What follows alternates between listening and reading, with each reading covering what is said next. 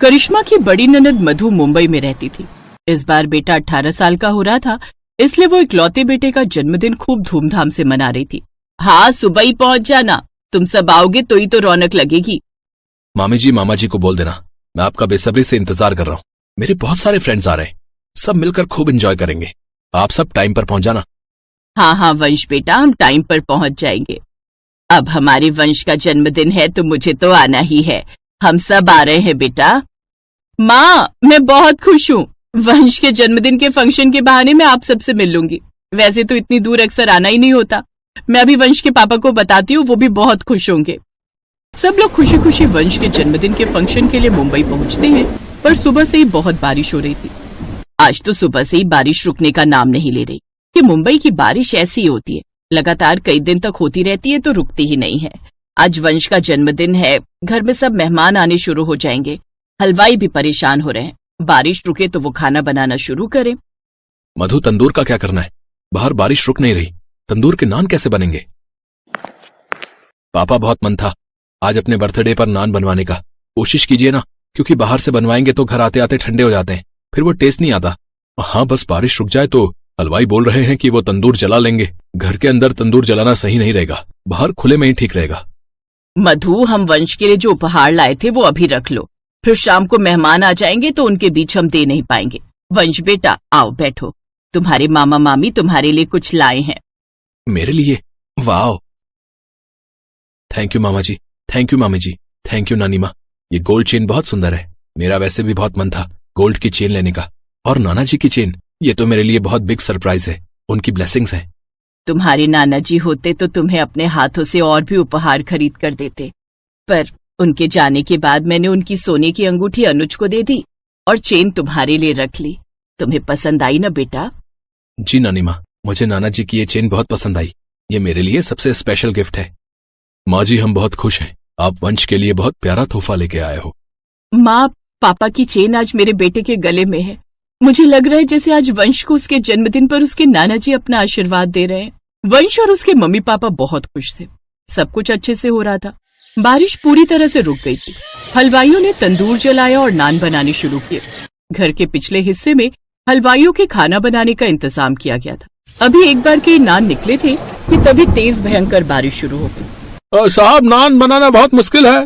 हमारे दोनों तंदूर जो है बारिश के पानी से भर गए हैं, और इस बारिश में इतनी जल्दी इंतजाम करना बहुत मुश्किल है। हम आपको तवे की रोटी बनाकर दे सकते हैं। अरे भैया, जब बात नान बनाने की हुई थी तो तवे की रोटी कैसे बनवा सकते हैं? हमारे बेटे का जन्मदिन है, आज उसने अपनी यही फरमाइश की चीज बनवाई थी। मखनी दाल और नान उसके फेवरेट हैं, पर अब वो नहीं बनेंगे तो फिर क्या ही फायदा। बारिश तो रुकने का नाम ही नहीं ले रही है। क्या हुआ नवीन, हलवाई क्या बोल रहे हैं? यही कि तंदूर में पानी भर गया है, इसलिए नान नहीं बना पाएंगे। बोल रहे हैं तवे की रोटी बना देंगे। पापा, मैंने अपने सारे दोस्तों को बोल दिया था कि आज मखनी दाल और कढ़ाई पनीर के साथ मैं अपने फेवरेट नान बनवा रहा हूँ। बहुत मन था। क्या कर सकते हैं बेटा, मेहमानों को खाना तो खिलाना ही है। अब तवे की रोटी बनवा लेते हैं। कोई बात नहीं भैया, आप तवे की रोटी शुरू कर दो। ठीक है, फिर हम आंगन के अंदर इंतजाम कर लेते हैं। जब सारी बात करिश्मा को पता चलती है तो वो फौरन बाहर आती है। क्या हुआ दीदी, यहाँ आंगन में रोटी का इंतजाम क्यों हो रहा है? तंदूर पानी से भर गए हैं, बारिश की वजह से सारा प्लान चेंज हो गया है। अब तंदूर में नान की जगह तवा रोटी बनेगी। पता है वंश का बहुत मन था नान बनवाने का, स्पेशली उसी के लिए हमने बनवाए थे। बेचारे का मूड ही खराब हो गया। मधु दीदी, आपके पास कितने कुकर हैं? क्यों, क्या हुआ? 4 हैं। तो बस हो गया काम। आज वंश के बर्थडे पर उसके फेवरेट नान ही बनेंगे, कुकर वाले नान। कुकर वाले नान वो कैसे बनाओगी? अरे दीदी, करिश्मा घर में भी कई बार कुकर वाले नान बनाती है, बहुत टेस्टी। आइडिया अच्छा है करिश्मा, तुम ट्राई कर सकती हो। हाँ मधु, करिश्मा कुकर में नान बहुत अच्छे बनाती है। बस मुझे आधे घंटे का समय चाहिए, मैं बढ़िया नान तैयार कर दूंगी। दीदी, मुझे आप रसोई में चारों कुकर दे दो, ये बढ़िया रहेगा। मैं गैस पर गरम गरम नान बना देती हूँ। मधु ने करिश्मा को कुकर दिया और करिश्मा ने फटाफट गैस पर बढ़िया गरम गरम कुकर वाले नान बनाने शुरू कर दिए। अब जब वंश और उसके दोस्तों ने नान खाए तो सब करिश्मा की तारीफ करने लगे। मामी जी, थैंक यू, ये इतने टेस्टी कुकर वाले नान बनाकर खिलाने के लिए। वाह। चलो, मेरे हाथों के बने नान तुम्हें पसंद आए, मुझे बहुत खुशी है। आज तुम्हें अपने जन्मदिन पर तुम्हारी फेवरेट चीज खाने को मिल गई। Thank you Karishma, thank you so much. सभी हलवाई भी करिश्मा के कुकर वाले नान बनाने की तरकीब को देखकर वो भी हैरान थे कि करिश्मा ने गैस पर इतने बढ़िया नान तैयार कर दिए, मानो तंदूर के बने हुए नान। सुजाता देवी के 3 बेटे और 3 बहुएं थी। 2 बहुएं रेखा और उमा अमीर घर से आई थीं, जबकि सबसे छोटी बहू कोमल गरीब घर की थी। इसीलिए सुजाता देवी अपनी दोनों बहू रेखा और उमा के साथ ज्यादा अच्छा व्यवहार करती थी, पर अपनी छोटी बहू कोमल को वो कुछ नहीं समझती थी। इसीलिए रेखा और उमा भी अपनी देवरानी कोमल की हर समय इंसल्ट ही करती रहती थी। माँ जी देखिए ना, कोमल तो बिल्कुल गरीबों वाली हरकतें करती है। दाल में घी ऐसे डाला है मानो उबली हुई दाल ही हो बिना तड़के की। और रोटी तो देखिए माँ जी, रोटी में घी भी नहीं लगाया, सूखी रोटी आगे रख दी। कोमल इधर आ, मैं तुझे अभी बताती हूँ। अरे तू गरीब घर से आई है तो तू हमें भी गरीब समझने लगी है क्या? जब घर में किसी चीज की कोई कमी नहीं है तो तू इतनी कंजूसी क्यों करती है? हाँ, आज तूने खाने में देसी घी क्यों नहीं डाला? माँ जी देसी घी खत्म हो गया है, जो था वो मैंने यूज कर लिया। माँ जी अभी 2 दिन पहले ही तो देसी घी आया था, इतनी जल्दी इसने खत्म भी कर दिया। कहीं ये देसी घी खुद तो नहीं खा जाती, क्योंकि इसने मायके में तो कभी देसी घी खाया ही नहीं होगा। नहीं माँ जी, घी तो रखा था, पर कल रेखा भाभी और उमा भाभी ने मुझे पिन्नियां बनाने के लिए बोला था, तो सारा घी पिन्नियां बनाने में ही लग गया। अरे अब तू मेरी बहुओं के खाने पर भी नजर लगाएगी? तेरी इतनी हिम्मत? अरे तू गरीब घर की है, इसीलिए तू ऐसी हरकतें करती है। चल जा यहाँ से। रेखा बहू, लाला को फोन कर दे, नौकर के हाथ 5 किलो देसी घी भिजवा देंगे। कोमल रोती हुई रसोई में चली जाती है। उससे अक्सर ही ऐसे अपमान सहने पड़ते थे। नया साल आने वाला था। घर में नए साल की पार्टी की तैयारी चल रही थी। रेखा और उमा दोनों ने ही अपने मायके वालों को नए साल की पार्टी के लिए इनवाइट किया हुआ था। बस कोमल के ही मायके वाले रह गए थे।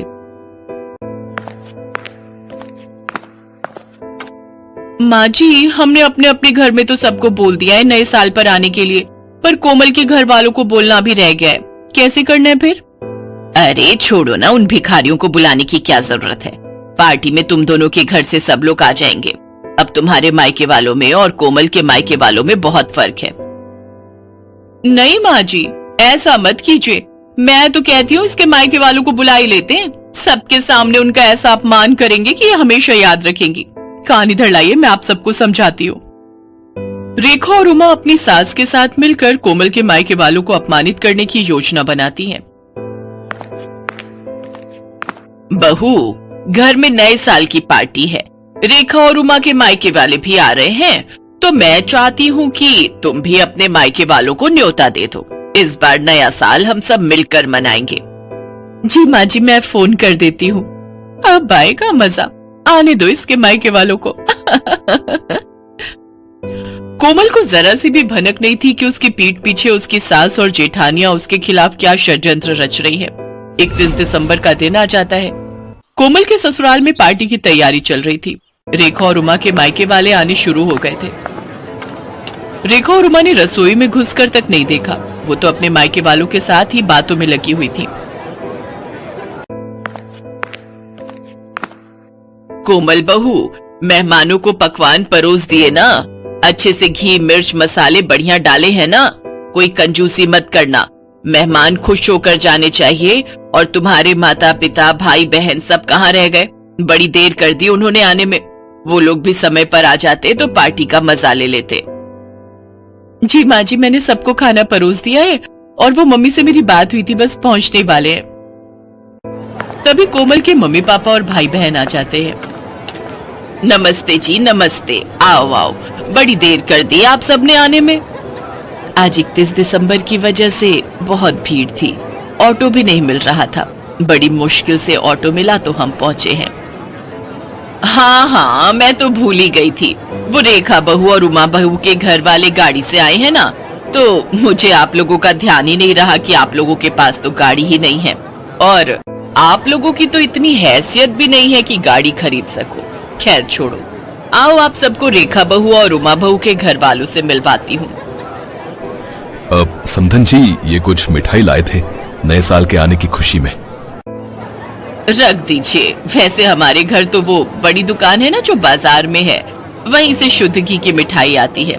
देखते हैं अगर हमने नहीं खाई तो घर के नौकरों को दे देंगे, उनका भी तो नया साल है।